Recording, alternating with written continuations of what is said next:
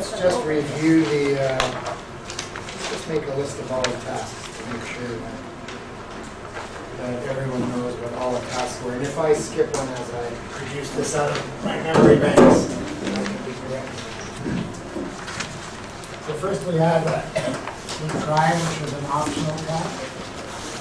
But if you did it, you should include it in your journal. And so I remind you again, when you submit tasks at the end of term on the 11th, they should be bound all together, the marked tasks, so I don't have a record of marks. And if you did each one, then include it, and if you didn't, then you don't include it, obviously. And here's the first silent practice task. There's the object, and there's the person. Then there was the task related to the event level. It's not on the event level, but related to the event level. Really, the achievement. Then there's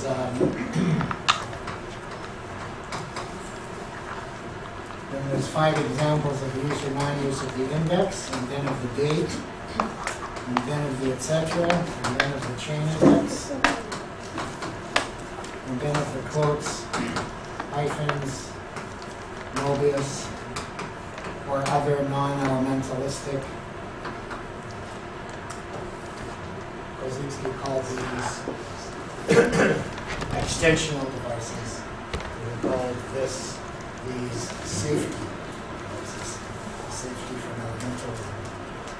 Did I miss anything? Observing unconsciousness.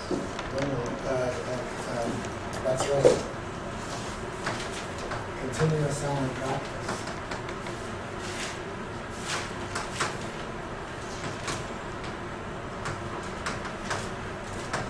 So there's nothing that you observe that is not your consciousness.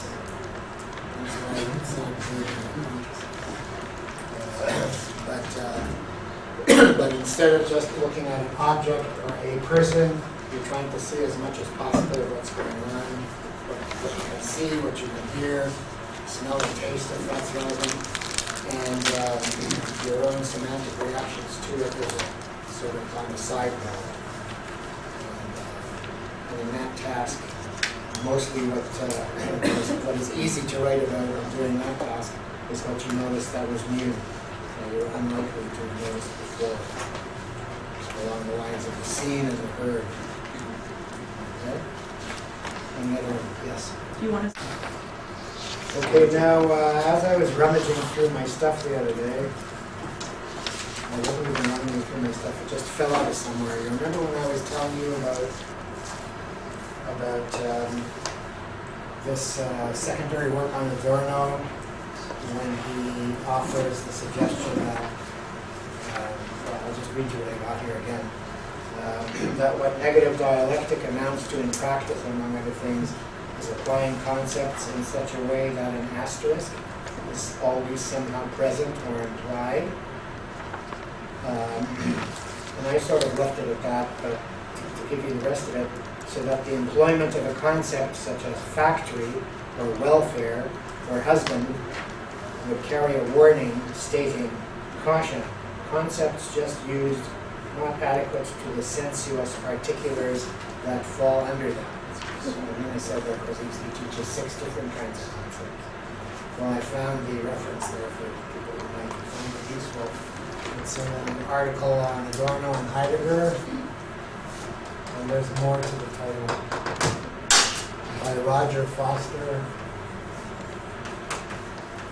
in Continental Philosophy Review, 2007, volume 30, pages 2, 3, and that's a review of a recent book by Robert Pippin on Adorno. And there's more in there, and I found other quotes from there that I would have passed on to you at the time, but now it's too late. So that's for those who may want to pursue the matter. Okay, so in our remaining few hours, I'd like to talk about. I'm tired of hearing about the thyself. is the self? So from Hinduism, we're talking about the self. Brahman. Can I erase this one? More like myself. Talk about I, myself. You notice how people always go there when you talk about myself? You know, point at your chest when you talk about yourself. I mean, sometimes you'll go myself, but only when they're really talking about their thinking. And sometimes you'll have people talk about myself, but only when they've got a bellyache. It really is usually myself. I'm not going to understand that. It's just something I have noticed, and I've been practicing noticing. So, do you think that, well, I'll go back to talking about the self. Do you think that the self is exempt from the structural differential? That's a rhetorical question. I mean, you could get the idea that you are somehow exempt from the structural differential because it's over there, you are over here, and you are looking at it, and maybe feeling it, if you're into the tactile aspect of it. But actually, you're in it, because everything is. So if the structural differential is similar in structure to what is going on, and if you are what is going on, then the structural differential is similar in structure to you.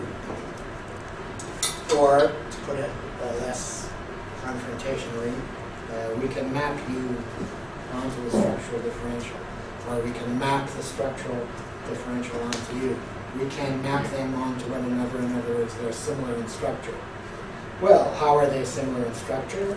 Essentially, because multi-ordinality, multi-level. So already, we know. Already we know this. So where do we know it? We know it there.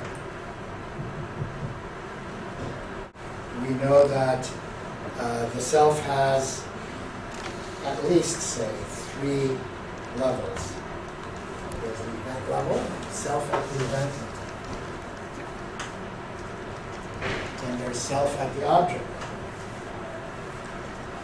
And then there's self at the label levels, all the way up to the most abstract theories of self at the highest label level, which we read into what is going on. So if we practice with the structural differential and with the other devices and formulations of general semantics, then we have a system, and of course there are others, but then we have a system which actually reconstructs the self. So practice with general semantics is also a practice with self-reconstruction, explicitly if you take it this far, and implicitly even if you don't. It's not as rigorous as Buddhist deconstruction of the self. It's sort of interesting. So at the event level, we could say, I am the world.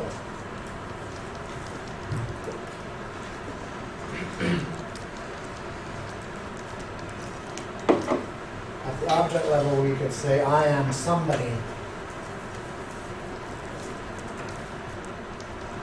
Now, of course, the object is contained within the event. So the event, I at the event level, manifests in sensory terms as somebody, this living being. At the object level, and here we have the label levels also as stories about itself. Elaborating on that a little bit. Sometimes when I present this, I put it in terms of a number of successive levels, but now I feel like putting it all here. And notice that what we have here is what I've spoken of before as object level and level together. So let's go back. So somebody is like in Jesse Jackson's little sermon there, the people are saying, I am somebody. I'm going to get back to it. So somebody, or there's a nice word in French that sort of covers this notion too, but it's not what I'm talking about. well, I remember what Levinas says to get across this idea. He says, c'est moi. Moi, c'est moi. That's not exactly somebody. Beyond all the things that could be said about me. This is me. Containing all the things that could be said about me, perhaps, but also prior to all the things that could be said about me, including the things I say about myself. Yes. And beyond all the things that could be said about me, it's this living being here. Person, you could say person, but person has so much philosophical freight, metaphysical freight already attached to it that I would prefer to say living being. Because it applies to all living beings, not just to human beings. And here we have, I would put them on a line. Instead of giving them separate levels, I would put them all on a line. Sometimes when I'm talking about myself, I'm talking about my skills. I can leap tall buildings with a single bound. I can write on the blackboard without hardly making a misstep. Or my knowledges. And of course my knowledges will include my ignorances, my performances. Okay, maybe one level up, we could have my roles. Professor, student, police worker, social worker. And maybe one level up, see I changed my name. Instead of putting them all on line, I am putting them on multi-ordinal levels. Because I could say my identities contain my roles. My roles contain my skills, knowledges, performances, etc. I distinguish identities from roles because I think of identities as being emotionally invested and roles as not necessarily being emotionally invested.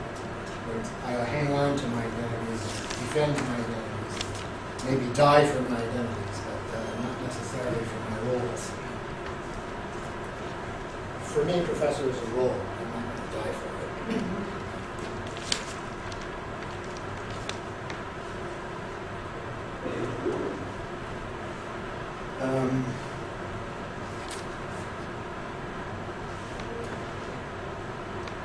Okay, now I'm just going to go on from there. And I'm going to end up talking about, as I promised, I'm going to end up destroying your self-esteem once and for all. And you can maybe see already how self-esteem could self-destruct. Well, right away we can see that since the event is not the object, is not the label, although they do overlap and interact, they're simultaneous rather than separate.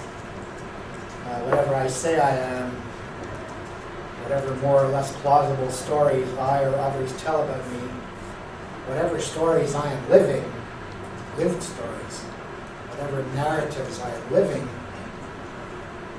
are not me. I contain them. So let me start in reverse order with the level of self beyond stories, which I've put at the object in the place of the object, self beyond stories. And since the very term self still is bugging me a little bit, so we can say the living being beyond stories. I just want to know what differentiates us all at the object level.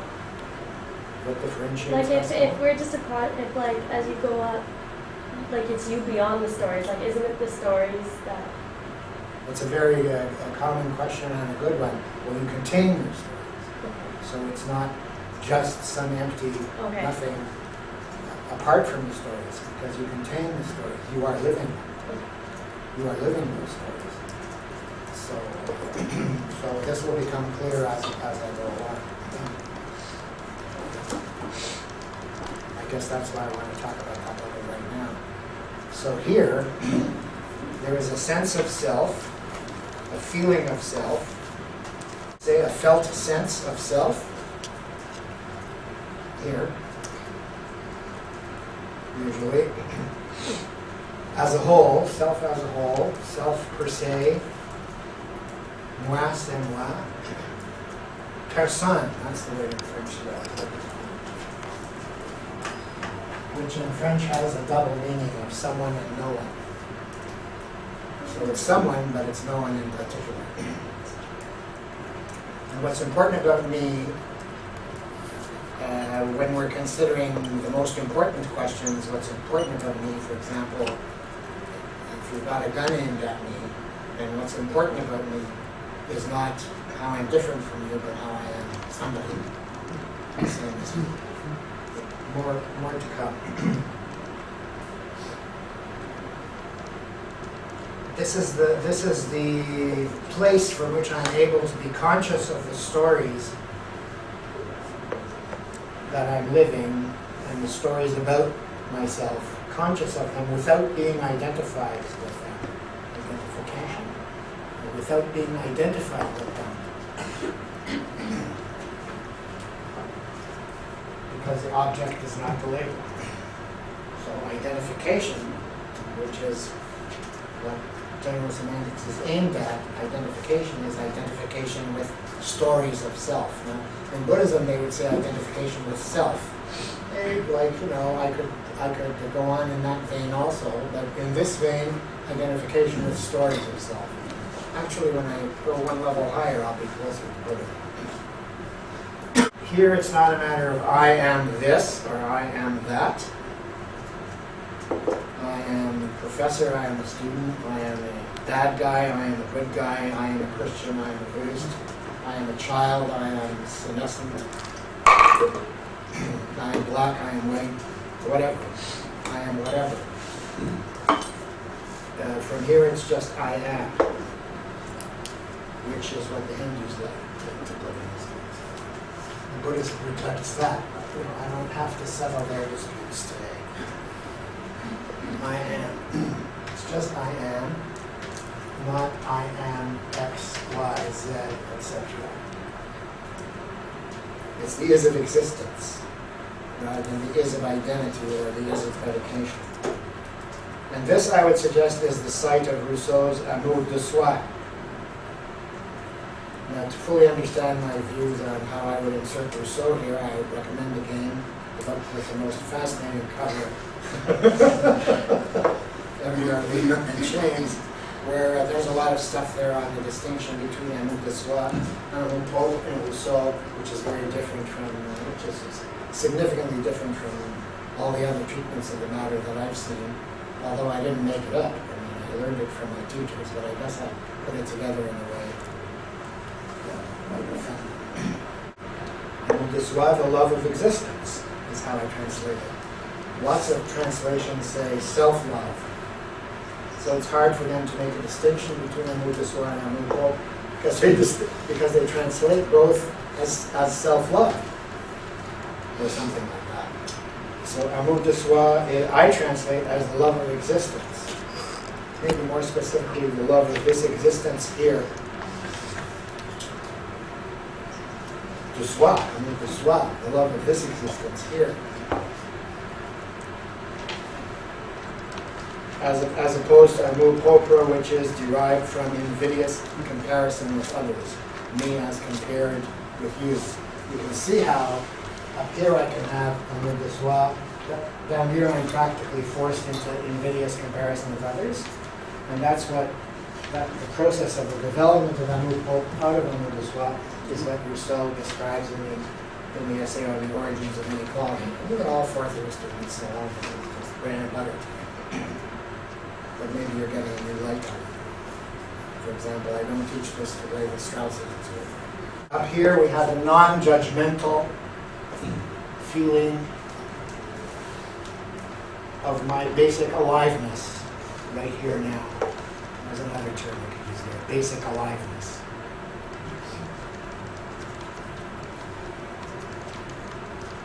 And it has to be right here now, because in the next moment it's different. So when we're talking about the level of I am, it's not a unified, persistent self that persists behind the lower levels. It's something that renews itself at every moment. If you really want to understand how that happens, you have to look at some of the more sophisticated discussions of karma, the Buddhist versions, of instantaneity of the self. It's from this level that practices of self-observation, such as those that were involved in the silent practice tasks, could happen. It's only because you're dwelling at the silent level of self that you can observe the other levels of self, the levels that are mixed up with the other things. If, let's call this, let's abbreviate a little bit. Let's call this self 2, okay? And let's call these selves down here selves 3, etc. So if self 2 were constantly identified with self 3, etc., if it were immersed in self 3, etc., if it were lost in those levels, there could be no observation of them. You could have stories about the stories, with no observation of the stories. You heard me say before, you can think about yourself all day long, but not observe yourself for a moment. The thinking about yourself is there. The observation of self is from there. So it's actually self 2 observing selves 3, etc. This is the observation platform and another thing. You remember I called it the witness before. When we're talking about self-observation.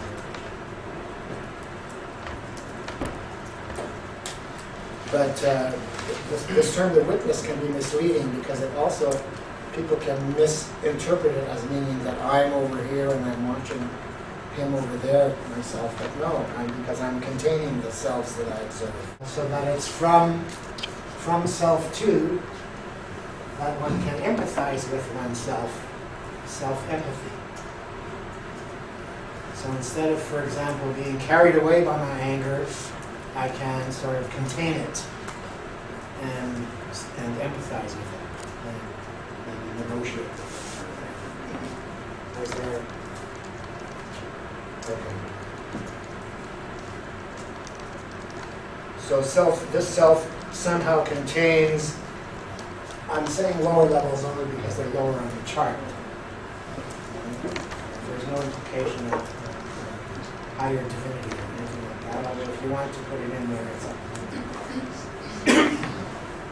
It contains them without being identified with them. Like when you go, oh, there I go again. When you go, as you do, I know, inside your heads, when you go, oh, there I go again, you're right on the verge of being identified with what you're going with again, or of observing it. And if you've observed it, you are not it. If you go with it, you're fallen into it. So this is a place from which you sort of either fall in or stay out in a more or less empathic mode. And I've stressed empathy a few times because people often want to infer from this what they already think they know in terms of dissociation or distancing or repression or stuff like that. Now we go up here, let's call it self 1.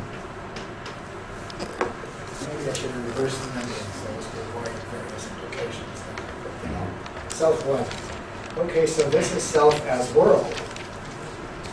This is self as manifestation of what is going on. It's manifestation of what is going on all the way back to the Big Bang. Manifestation of everything that has ever gone on. Manifestation of everything that is now going on. Of course, with different degrees of significance related to this particular manifestation. You could say the Big Bang is equally relevant to all of us.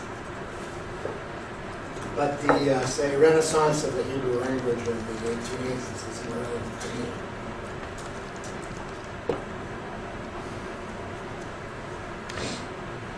So this corresponds to the event level of the structure of the convention. At the, let's get another slide from PowerPoint. The great advantage of the PowerPoint is you can't change anything easily. And also you have to do a click instead of just using an eraser. At this level, I have a boundary with the rest of what is going on.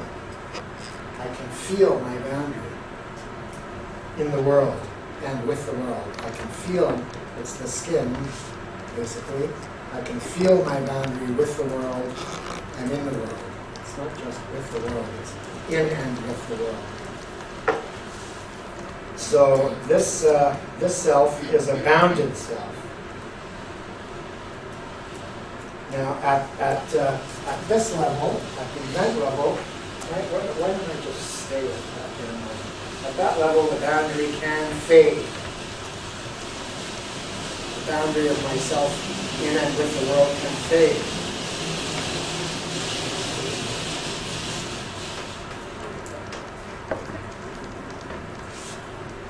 So this is where an army of mystics can march in and open the door for it. But I won't. There can be a sense of non-separation, of unity with the world. So at this level, when I say I am the world, I can not only say it, but feel it, live it.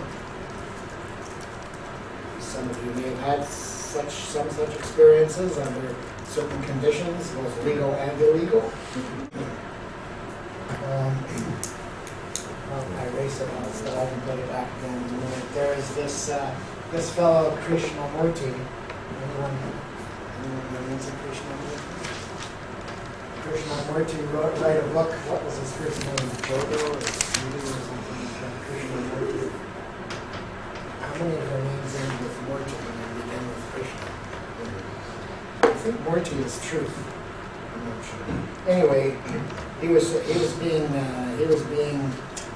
Krishnamurti, he was being groomed, that's the word, by the Theosophists in order to be the next living Buddha.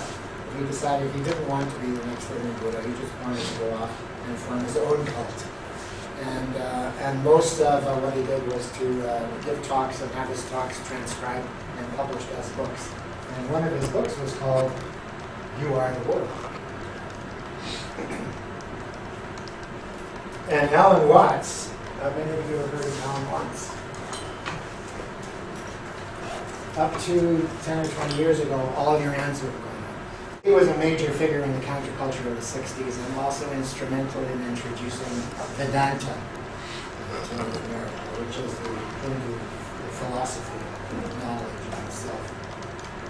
And he wrote a book called, which he intended, because he started out as an Anglican, one of those few American Buddhists who did not start out as a Jew. He started out as an Anglican, and this was a book that he wanted adolescents to read. On the taboo against knowing who you are.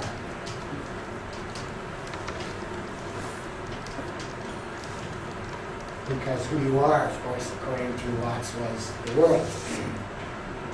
But there's a taboo against knowing who you are. So he wrote this little book called On the Taboo Against Knowing Who You Are. And one of the versions of this course, I have people write an essay on it, asking them to discuss the differences and similarities between Alan Watts and Korzybski.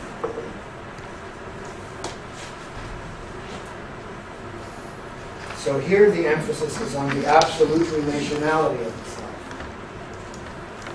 Here at the object level was moi, c'est moi. You could say that corresponds in Buddhist terms to suchness. Just this Gabor is here now. And of course, inseparable from. And here might be the level of emptiness. So We saw before how we have to hyphenate into as concessions. Here the boundary between the living being and its environment tends to fade, or it becomes very unimportant. Becomes very unimportant. Many years ago, I was one of the first people in North America to indulge in MDMA, Adam, which was then corrupted and poisoned and transplanted into ecstasy. But when I did it, it was not yet ecstasy, and this was primarily the feeling I had on MDMA. I didn't lose the self-other boundary; it was still there, but it had lost all its importance. It didn't matter. So this is also an experience at that level. I would say, or maybe somewhere between.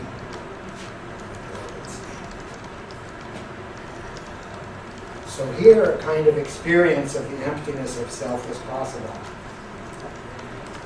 And perhaps amour de soi as love of the world. Yes, definitely. I felt that. Love of the world.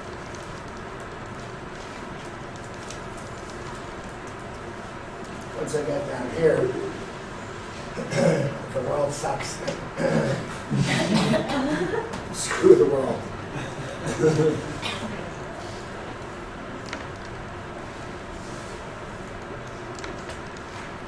So here we can also see that this self arises in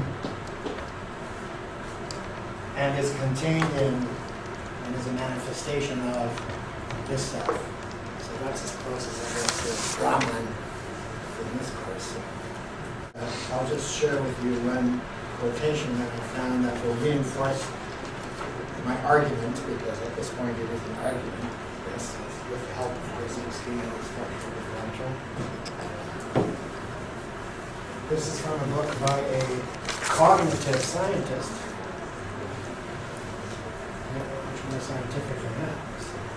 We're not only going to rely on the authority of Krishnamurti and of drug experiences. But this is by a cognitive scientist, published by MIT Press. And his name is Antti Revonsi. I guess that's in Finnish. Maybe it's Lithuanian. And the book is called Inner Presence. Because he's trying to account as a cognitive scientist who knows a lot about neuroscience. He's trying to account for the feeling that we have of being present with ourselves and to ourselves in some kind of inner way, and also being present to others in the same way, so that when I get a felt sense of you, I get a felt sense of you as someone who is present to yourself. So looking at you or at any other living being is not like looking at a styrofoam cup. A styrofoam cup has no inner presence, just an outer presence. So here's the quote. And I'm just astonished at how easy it is to map this language onto the language I was just using. We have an abstract self-conception. That's labeled under abstract self-conception. That includes semantic knowledge, that's verbal knowledge, about our personal history, our future goals, our personality, etc. That's all self-3, etc. He's even got the etc. However, the self of immediate body awareness is the basic phenomenal entity that we primarily identify with. So that's the object of the self too. The self of immediate body awareness is the basic phenomenal entity that we primarily identify with. It creates the sense of I. That's his emphasis. I. Or as I put it before, the sense of I am, rather than I am this bit of history, that bit of history, this identity, that identity, this intense political opinion, etc., etc. It creates a sense of I am here now, his hyphens, I think. To create this fundamental self-experience, there need be no access to semantic and episodic knowledge or to a persisting self-conception. It says to have this fundamental self-experience, there need be no access. We could have lost, in other words, all of our verbal knowledge and memory and our persisting self-conception. So that's why when we find someone who has incurable amnesia, we don't immediately execute them because they are, or euthanize them. It's because they are somebody. That's why when our parents or grandparents can't find their way around anything anymore, we try and make them comfortable, etc., rather than, because they are somebody. And some people with experiences at that level will even argue, at least in certain words, that you're more somebody than ever when you're in that state. I don't know exactly what that's supposed to mean. I'm sure every story is different. You still got any self-esteem left? Let's proceed to mop it up. So self-worth, here's how I wrote it when I was writing these notes. New slide. Self-worth, blah.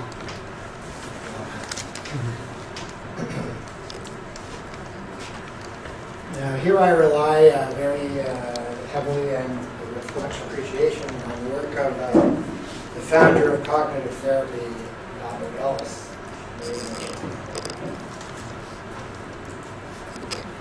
Who knew about Korzybski's work because he's old enough to have been kicking around when Korzybski was well known. And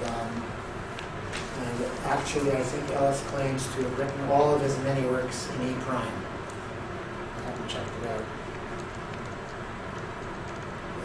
As a therapist, the late Albert Ellis just died a couple of years ago, worked very hard at undermining people's need for self-esteem,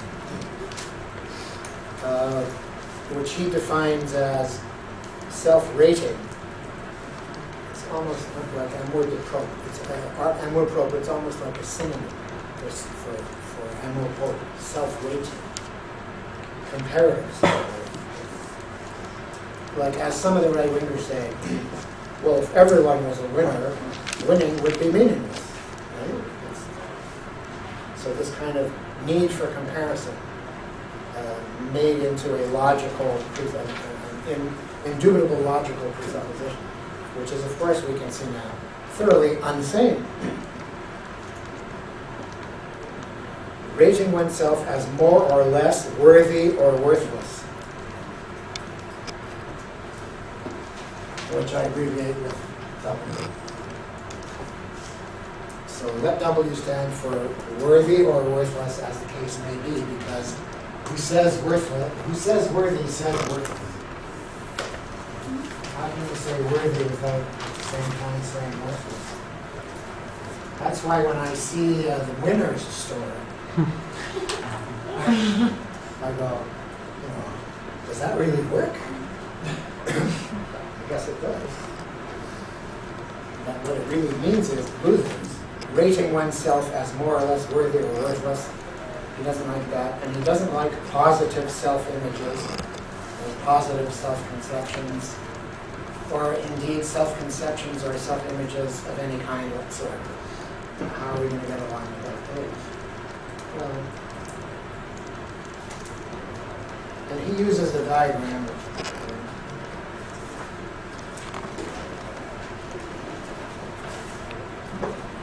he uses a diagram which is a lot like the one I put on the board, but the one I put on the board is taken from the structural differential, and maybe he got it the same way, I don't know about. He's got a circle here, and that stands for self. I would say self too. And here is the boundary of self and the larger world. And within that circle, smaller circles, each one of which represents a role. Role 1, role 2, role 3, role 4.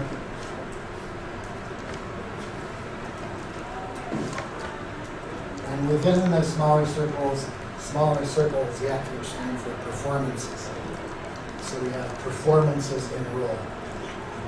This is what you're rated on. This is what you rate yourself on. This is what you rate others on. And then you project those ratings onto yourself.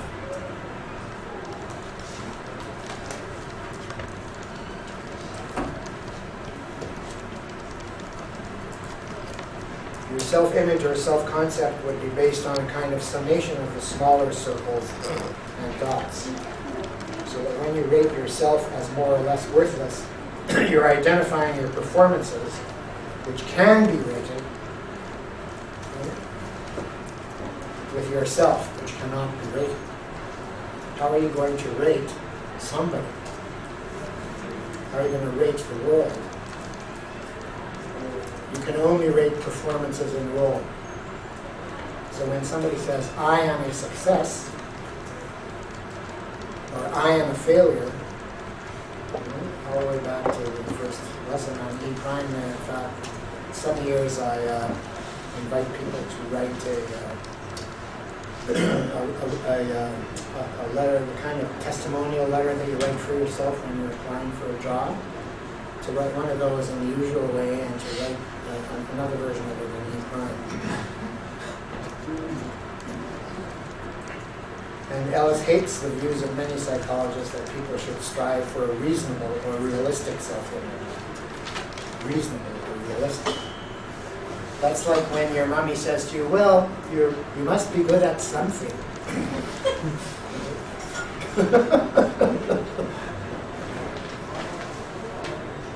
It's better to have no self-image at all.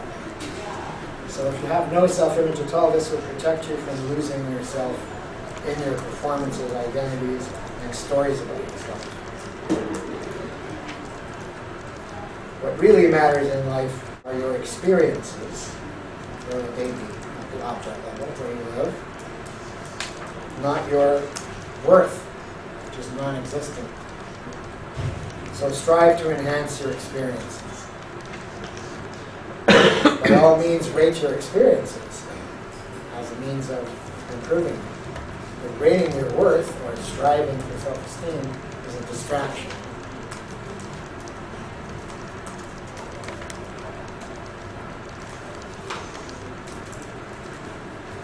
From the Globe's career section. Don't have to read. First thing to do is stop reading that kind of stuff. I mean, free speech is all very well, but as you know, the mind is a delicate little bird which can easily be harmed by noxious substances. When a prospective employer asks, who are you? You need not be at a loss for words. Just remember that you are the sum of your achievements, skills, and talents. That's just common sense. So you look for those parts of yourself that are successful and you strive to identify with those and forget about the parts that are not so successful.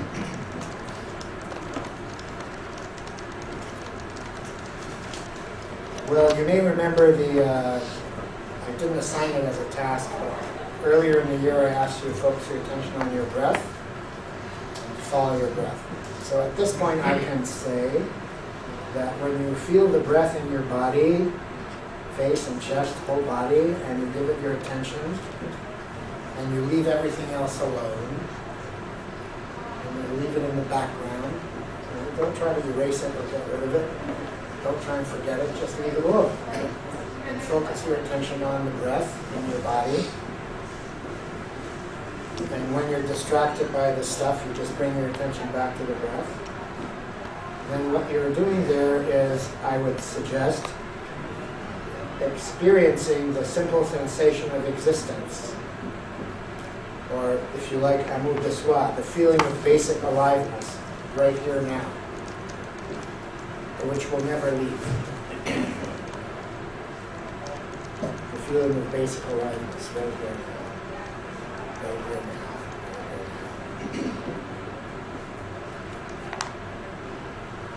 So this is a sort of a practice for locating self to self of the object, and prevent it from getting lost in the selves that are associated with the label of it.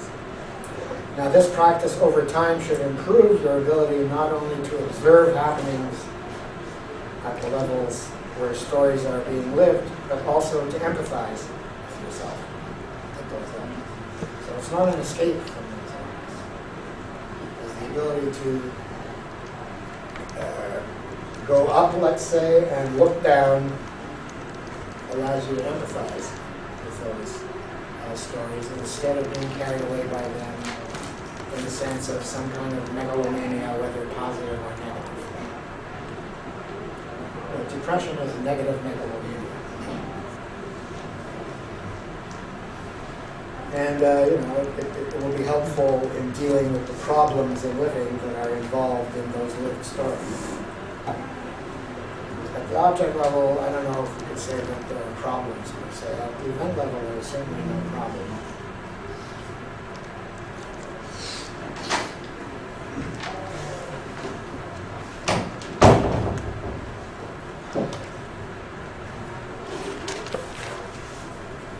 Okay, so that's all right. I'll show you another diagram that Ellis uses and his followers in rational, what used to be called rational motive therapy, and now it's called rational motive behavior therapy. Or they keep changing the name of it, but rational is always the first word, because he's trying to keep up with the successors who are trying to get away from him and create something new, and he's kept trying to show that, no, this was already in mind.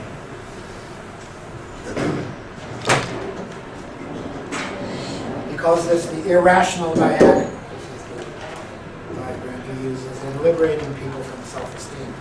By the way, he will say if these approaches don't work, he throws up his hands and goes back to the orthodox approach and getting them to look for something that they're really good at. Well on that. So it's a graph. I always have trouble doing it, even though it's as simple as you can make. So here's the diagonal. Up here we have self-esteem. This is where you're asked to look in the mirror and say, "Dad, you're a wonderful, beautiful, intelligent person." Have you ever hornswoggled into doing something like that? It's hard for a man to do that. Cosmopolitan and journals like that often advise women to do that kind of thing, to combat depression.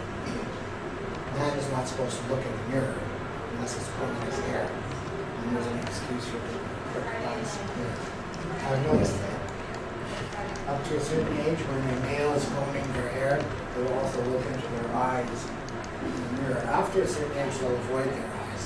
What's that about? And down here we have self-deprecation.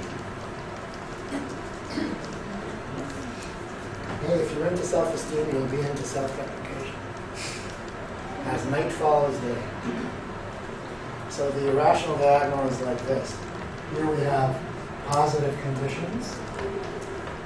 Things are going well. The universe is unfolding as it should for me. But here, things are not going so well. So depending on how things are going for me, I'm a worthless piece of shit, or I am wonderful. Ellis calls this wonderfulizing. And he advises against wonderfulizing. And he advises against wonderfulizing, parents with children. He advises parents against wonderfulizing with children.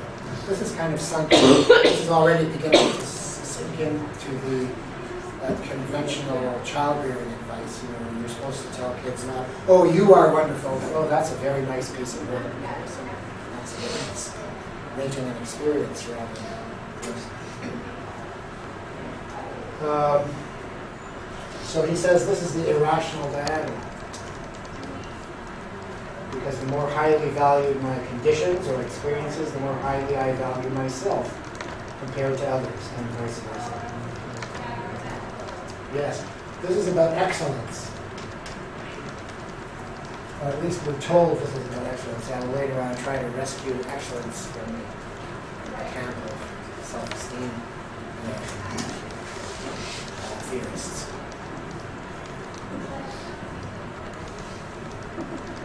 But we are told, hey, people shouldn't have a sense of self-esteem unless they have the excellent achievements that would warrant it. Because if they had self-esteem without deserving it through their excellent achievements, nobody would ever get anything done. So more or less that line of argument. But the line of argument depends entirely on equating those three levels of self, especially the lower two. So he says, better to stay at the 0 point. Zero self-esteem.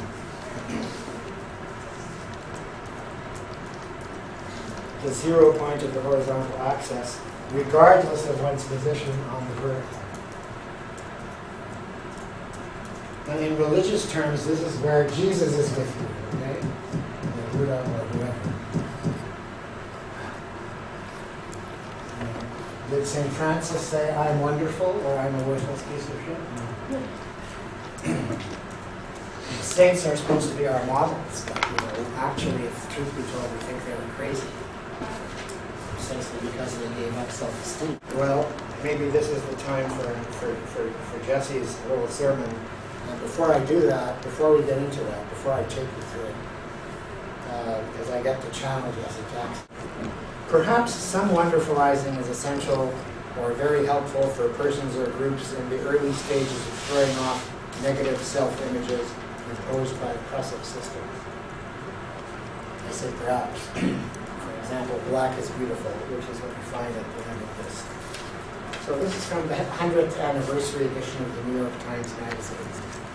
And what they have there is their favorite stories in the 100-year history of the New York Times Magazine.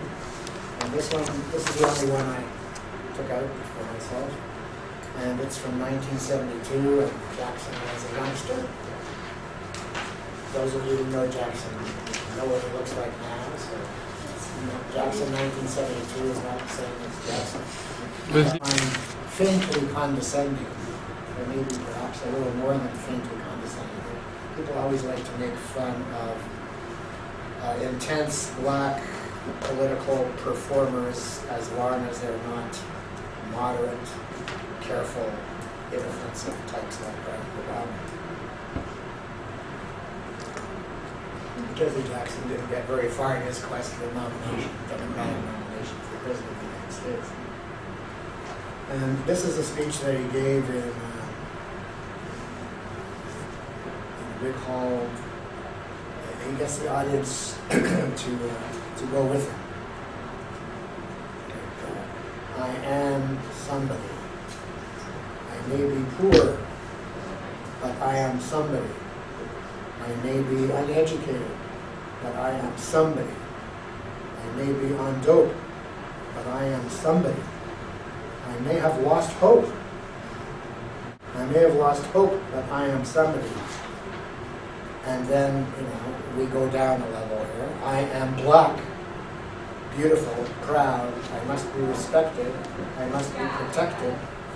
There's a direct movement from my being somebody to what I deserve at lower levels,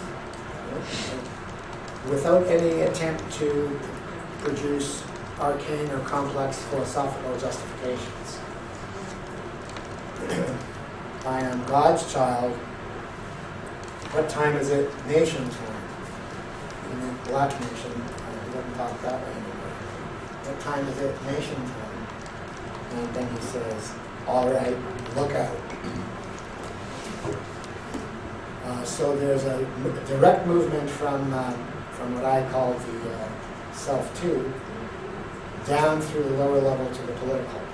The last line is about political action. Because I am somebody. And it's not because I may succeed someday.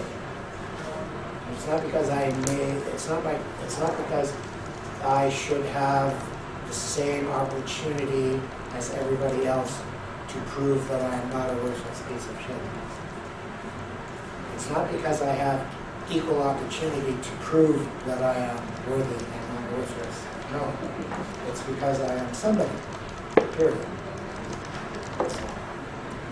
Now when reading this, of course, this is difficult for us because everyone sitting in this room is sort of higher up in the social scale, relatively speaking, than those lower down. So one of the things that one has to give up is, I'll be talking about it actually in a moment. I'll talk about excellence. Because we're not going to give up excellence. No. We're not going to let them have the excellence. So actually for Ellis, there's no such thing as the worth or value of a self. And it's pointless to search for it, but even more than pointless, harmful, a harmful fantasy. We could say in this room a bourgeois fantasy, but that doesn't prevent the left from using everything it thinks it has to use in order to get where it wants to go, which is who knows what these days. I go back to Dorothy Lee. And I mentioned before, she's got a second book called Valuing the Self. So you might think, hey, she's going to be giving Horowitz trouble. But no, when we look at what she's doing here, she's writing about gatherer-hunter societies, and she writes, gatherer-hunters value the sheer being or beingness of persons. So that's level 2. They have no concept of equality. This draws our attention to the historic origins of the concept of equality in religious and political struggles against inequality. But hunter-gatherer societies are classless. That is, they are originally and from the ground up egalitarian. So they have no need for the concept of equality as a weapon with which to combat inequality. Who says equality says inequality. Who says rights says oppression. It's all part of the individualist shell game, liberal individualist shell game. Equality is a quantitative term, and necessarily requiring comparison. Get rid of self-esteem, get rid of equality. And the right loses a lot of its thunder, too, because the left doesn't need the arguments that the right finds it so convenient and appetizing to shoot down.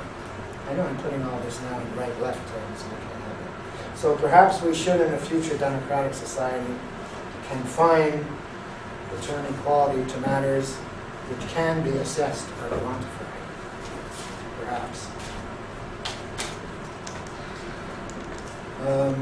I would still have a problem with Lee's choice of the term value, but I won't get into that today, because it's metaphysical. Okay, so now let's talk about excellence and worth. Let's make a distinction to begin with between excellence and worth. We sort of take it for granted, even though we may deny it officially, that in order to be worthy, you've got to have achieved excellence in something. Everyone is good at something, so an excellent carpenter deserves to live. Worthiness, when you get right down to it, at the gut level, worthiness is about deserving to live. Like when you tell yourself you're a worthless piece of shit, isn't the next thought that you deserve to die, or that you want to kill yourself? What is that about? Well, Ellis, who was after all an American, what he didn't recognize is that the myth of self-esteem, another of his phrases, I think one of his books is called The Myth of Self-Esteem, he didn't recognize that the myth of self-esteem is essential to the functioning of a class society of inequality of condition. And even more so, it's essential to the capitalist version of class society, which rationalizes inequality of condition with the incessant rhetoric of equality of opportunity. It justifies itself by continuous efforts to ramp up the equality of opportunity quotient. But of course, you can never get there. Because by definition, there's only room for the few at the top. So what does it mean, equality of opportunity for 300 billion people to get to the top? It's meaningless. It's ridiculous. It's nonsense. In my humble opinion. Like I could have or I should have an equal chance to prove by my achievements that I am not worthless. That's it. So the whole thing depends on the presupposition of worthlessness. And the liberal ideal is that everyone should have an equal chance to prove that they deserve to live, to prove that they are worthy or not worthless. I mean, there are attempts in some quarters to get away from this, to qualify it, to put raspberries and cream on it, but I don't think it works. Most of the efforts actually in the past used to be religious, but that doesn't work very well either. In the churches, you're going to be told that what happens out there doesn't matter. Here, we're all equal in the sight of God. Well, today, that is small comfort. Small comfort. The system runs on booze, does it not? It runs on cocaine, it runs on speed, it runs on coffee, it runs on Amour propre. It does not run on marijuana, it does not run on LSD, it does not run on MDMA. It runs on booze, cocaine, speed, coffee. What do all those have in common? High anxiety, stress. The system runs on Amour propre and on the drugs of Amour propre. So it is powered, motivationally speaking, by the constant threat of worthlessness. And grandiosity and worthlessness are the Mobius heart of internalized depression. We put those on the Mobius. Grandiosity and worthlessness. So that's, this is the other side of the Mobius, worthlessness. So that's bipolar. It's bipolar disorder as the normal pathology of a bourgeois society. Now, some people work real hard at suppressing worthlessness, and they get very grandiose indeed, and some of them are so charming and so much fun until they crash. And you know, maybe they don't. They don't have to crash. So if it, whatever works for you, if a little grandiosity will get you there. I don't want to spoil your game.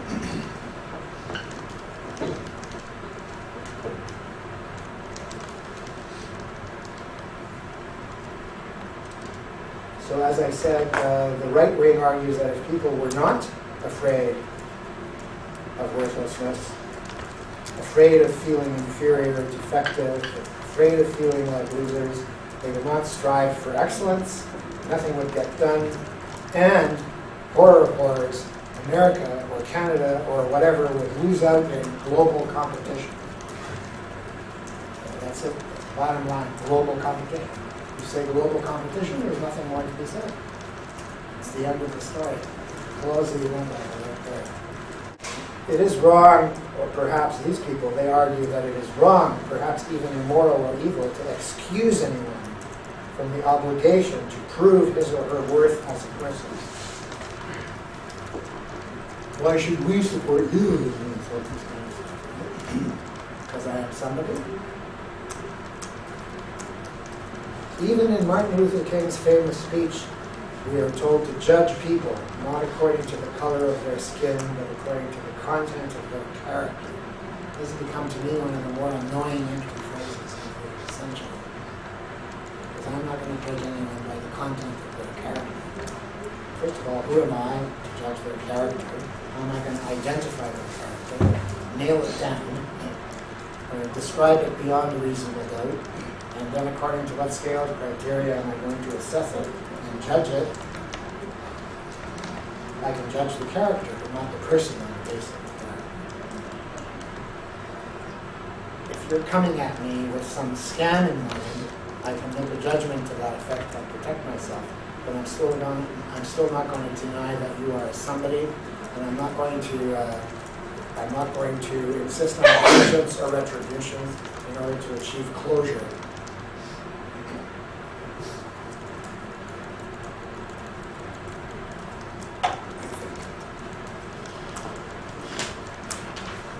So,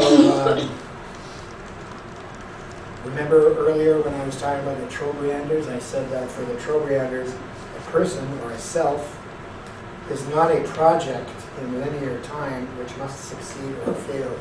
So for us, the self is completely identified with its projects. Jean-Paul Sartre has a lot to answer for on this one. I mean, the early Sartre. So this is a radically unsane concomitant of a radically unsane form of social order, in my humble opinion. But Korzybski didn't get to it explicitly in Science and Sanity. His follower Ellis did, as a therapist. But Ellis's mistake was to think that what he's dealing with here is a sort of inevitable kind of kink in human nature, and didn't see its relation to the structure of capitalist society. This is American. Now you know what I mean when I say it's American. I'm not accusing, I'm excusing. If I say I am a failure or you are worthless, I'm confusing excellence, which can be assessed at the lower levels, performance and role, the excellence of a performance and role, I'm confusing that with the worth of a person, which is a necessary fantasy of class society, despite all attempts to deny it.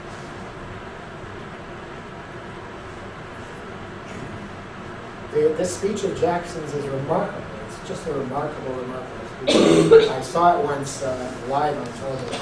I couldn't find it since last year. We looked for it on YouTube, right? But we couldn't find it. We found Sesame Street version. I'm afraid so, yes. I would never knock Sesame Street, but it really does lose the gravitas. Yes, so what is it that enables some people to mouth something like these words and somehow lose the gravitas? How can we construct a test for what's called unconscious hypocrisy that can be involved in such a rap? Well, as a therapeutic project, Ellis's is aimed at dissolving this fantasy, but it can only be a palliative. In other words, you can help individuals, and then 5 years later they'll come back, or other individuals will come back, so it's a palliative. You're not going to destroy the myth of self-esteem by working as a therapist with individuals. The only way to get rid of the myth of self-esteem is to radically transform the society of self-esteem. Now you know why I call it radical general semantics. Marx says religion is the opium of the people. It is the sigh of the oppressed. Most people stop when Marx says it is the opium of the people. They think he's simply attacking religion, but Marx never simply attacked anything. There's the dialectical thinker. For the dialectical thinker, there is no simple fact. Because he goes on to say it is the sigh of the oppressed. It is a haven in a heartless world. A haven in a heartless world. Like the family, religion. It's a haven in a heartless world. And now the families, both family and religion, are fading quickly. Well, some religion is fading.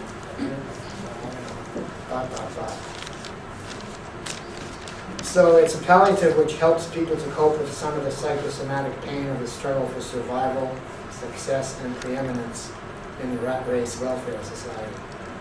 I always hyphenate welfare with rat race. Rat race welfare. Right? The great social democratic ideal of welfare. Well, what would welfare be without the rat race? What need would there be for welfare without the rat race? So let's call it the rat race welfare society. There'll be no end to the supply of customers for such therapeutic enterprises as long as class society persists. Which means, of course, according to the vast majority of profound thinkers, forever. The top of the parabola is closed on that one. The confusion of excellence with worth actually militates against excellence in many ways. I want to help you with your English just for a moment. A lot of people are using the word mitigates when they should be using the word militates. Something militates against. To mitigate is to reduce the intensity of something, to make it less powerful. You want to say militate against, not mitigate against. Militates against Excellent. Activities which are or could be intrinsically rewarding become anxiety-ridden attempts to prove that we are not worthless losers. So activities that in themselves can be interesting, enjoyable, or at least mildly tolerable, can be thoroughly poisoned and contaminated by Amour propre. It's like there's a rule. It's like, do not enjoy this for its own sake. There's actually a rule against enjoying this for its own sake. I'm giving you marks, which is like partly an enforcement of that rule. Now, would you be here without that rule? I'm not going to change it here. Maybe some of you might be here without that rule. But oh, there's my favorite, actually my favorite story here about the Hopi basketball players.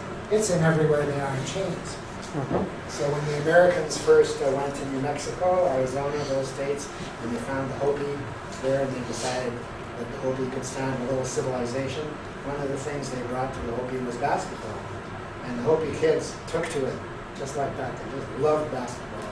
They played it all day long, all night long, all night long, all night long, basketball. But they could not keep score, would not keep score. Refused to keep score. They said that it was a distraction from the game, that it interfered with the game, that it spoiled the game. What you might know. Did I tell you about the Mabuti tug of war? It's another of my favorites, which is also in Everywhere They Are in Chains in the Rousseau chapters. You won't find that in any other scholarly publication on Rousseau. So the Mabuti, who were pygmies of Zaire, 4 feet tall, already were doubting their worthiness. They were only 4 feet tall, and one of their favorite ritual games, it's hard to tell whether it was worship or play, was this tug of war. And they had their own version of sexism. So the men would line up on one side, and the women would line up on the other, and they'd have a tug of war. But as soon as one side started winning, and we just assumed it was the men, I guess, as soon as one side started winning, someone from the winning side would run around and join the losing side. So the tug of war went back and forth, back and forth, back and forth like this, until they got tired of it, or until they had to stop for some reason. According to the anthropologist who describes this, who is Colin Turnbull in his book, The Forest People, according to Colin Turnbull, it ends with, it dissolves in laughter. Very interesting. Dissolves in laughter. Dissolves in amour de soi, in laughter. In the human expression par excellence, laughter. I mean, the crocodiles might do geometry, but I don't think that they can laugh.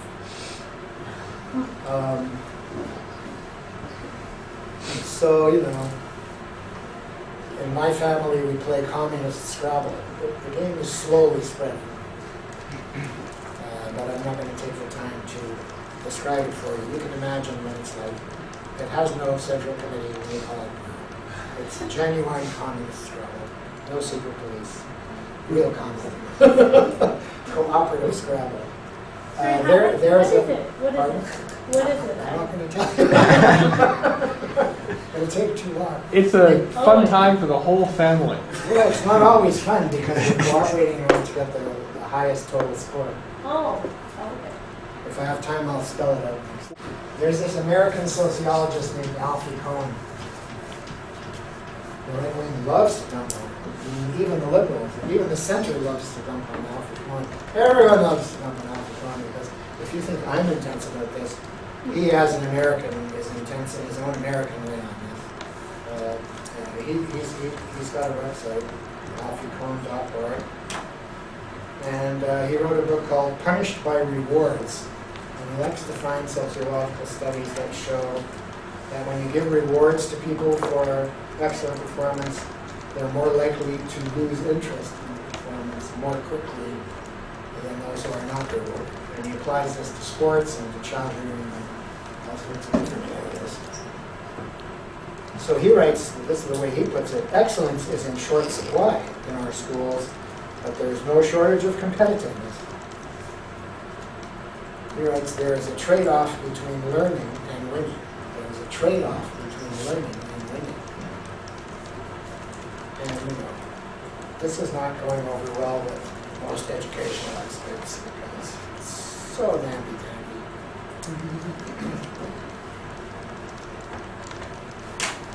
The identification of worth with excellence is another way. Here's another way of approaching this that occurs to me. I'm sure I found it somewhere else. But everything here is plagiarized. Almost everything. I've forgotten. It's the fine art of remembering what you heard and forgetting where you heard it. But where I do remember, I do give credit. So this is the question. Is a person with less of a person?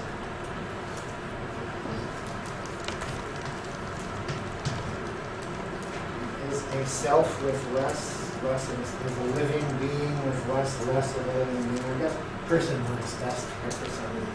Well, none of these words are really happy. Now, many in our society will deny this verbally. They'll deny that they believe that. They'll deny in the realm of blah blah that they believe it. But where they live, they believe it. You can't survive in such a society without, among the major splits that permit survival is a split between what you say, others, and to yourself, and what you really believe about reality and what's going on, etc., the object level, non-verbal beliefs, about which I could have said a lot more earlier if I had time, non-verbal beliefs. Under the influence of various forms of religious and therapeutic ideologies, people will go, oh, no, no, no, no. Oh, no, no, no, no, no, no. A person with less is not less of a person. They'll say, all persons are equally persons. They'll say that. But, and I'm going to show how I don't think that they mean it. Most of the time. First of all, they apply this to material goods. A person with less material goods. But I'm not applying it only to material goods. Material goods are boring. I apply it to everything. A person with less anything. A person with less talent. Okay, a person with less virtue. A person with less compassion. A person with less generosity. Right? A person with less anything. Is a person with less compassion less of a person? No. This is where I opt for allness. Is Charles Manson less of a person? Is Adolf Hitler less of a person?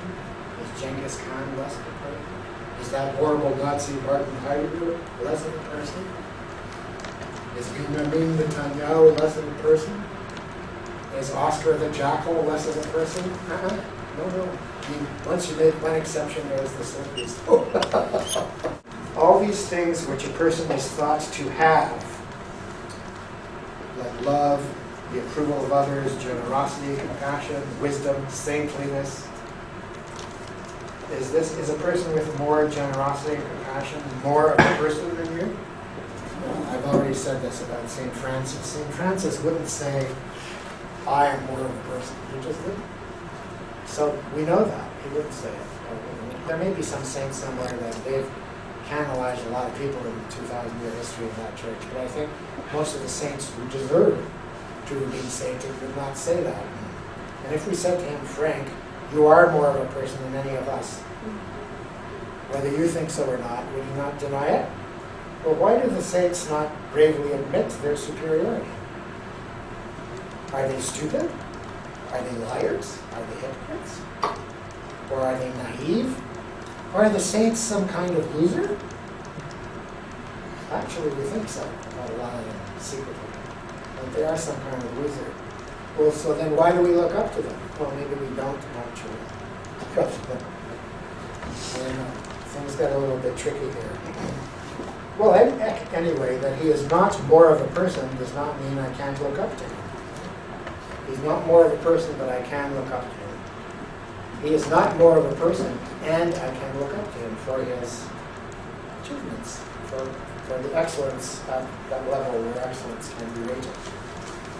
So I think we can rate acts of generosity. Instead of learning from St. Francis instead of learning from St. Francis, we winners and losers use him in order to buttress the discourse of self-worth. I don't know if any of you who have had Catholic education will think that I'm way out of line here in terms of Catholic education, but actually I don't think I am. We're out of line. So this is where we get to Jesse Jackson's story. Oh, I was about to suggest, what if we said, instead of I may be on dope, but I am somebody, what if we said I may be on dope and I am somebody? What if we just get rid of the judgment entirely just for the purposes of this exercise? I'm on dope and I am somebody. I mean, the but is useful, but the and is different. Don't you see the difference?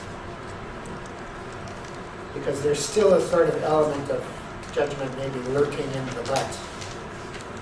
As if maybe you could say to yourself, I may be on dope, but I am somebody, and therefore I could kick the dope and become even more somebody. So if we substitute and for the but, maybe we take care of that. I am somebody is beyond the story. It doesn't exclude the story. So I am on dope and I am somebody. There's no necessary tension there. There's tension, but not a necessary tension. And let's go further. Let's say that in some imaginary hall somewhere, we've gathered the elite. We've gathered the elites. We've gathered the business elite, the intellectual elite, the virtue elite, the athletic elite. We've gathered all the elites. Let's say there are 7. We've gathered all 7 elites in one great hall, and we get some Jesse Jackson figure to have them repeat after him. I may be an awesome basketball player, but I am somebody. I may be a good parent, but I am somebody. I may be admired by billions, but I am somebody. I may be a Nobel Prize winner, but I am somebody. I may be a hard worker, but I am somebody. I may be smart as a whip, but I am somebody. Sounds ridiculous. And it's precisely how ridiculous it sounds that is the index of the problem, or the issue. Now I'm going to give a few little examples of where the rubber hits the road. Just one example today, and I'll go on next time. This is from the Globe, November 23rd, 92. This is the ongoing controversy about victim impact statements. So those of you who are going to be lawyers, crowns, judges, defense attorneys, police officers. So Victims' Rights Called Threat by Sean Fine, Justice Report. Prominent defense lawyer Stephen Skirka of Toronto took aim at the victim impact statement introduced into the Criminal Code in 1988, saying the families and friends of dead victims, for example, should not be permitted to describe what the death meant to them. Oh, we loved him so much, oh, he was so cute, whatever. It's not necessary. It trivializes life because every life is equally significant, says Stephen Skirka. But if I pressed him to support his argument that every life was equally significant, I think he would have difficulty doing so. Because it's difficult in this society for people to support that argument. And I've done the best I can here to support it. And I haven't found any better way of supporting it that doesn't verge on blah blah, that does not get to where we live. So it would be better or more Aristotelian to say that not that every life is equally significant, and that the victim impact statement trivializes life. I would say that it's more sane to say that it trivializes life beyond stories by identifying it with stories. Doesn't that work a little better? It identifies life beyond stories, or the life that contains stories, with stories. And he says it could, the lawyer, he says it could result in unequal sentencing. For example, And this was the case he was actually arguing, a case of the murder of a homeless person with no family or friends. I don't know if this is the case in relation to which he made his argument, but anyway, he says, the murder of a homeless person with no family or friends might carry a lesser sentence than the murder of a prominent member of society with an entourage of grieving family and friends able to articulate the loss of such a fine individual. I think he makes the argument pretty powerfully. But the problem I have with Skirka is that the implication there is, and American justice seems to be well on the way to doing this, instead of punishing offenders against elites more intensely than offenders against low-class worthless ones, they seem to have set their sights on punishing everyone with greater intensity. So, I'm thinking right now of Conrad Black. If they had guillotined, his head would have rolled. So instead of reforming the justice system so that it's less punitive, less retributive, and more sane, they're reforming it by making it more equal, which in this case I think is a bad mistake. Because the solution here in terms of equality is lock them all up and throw away all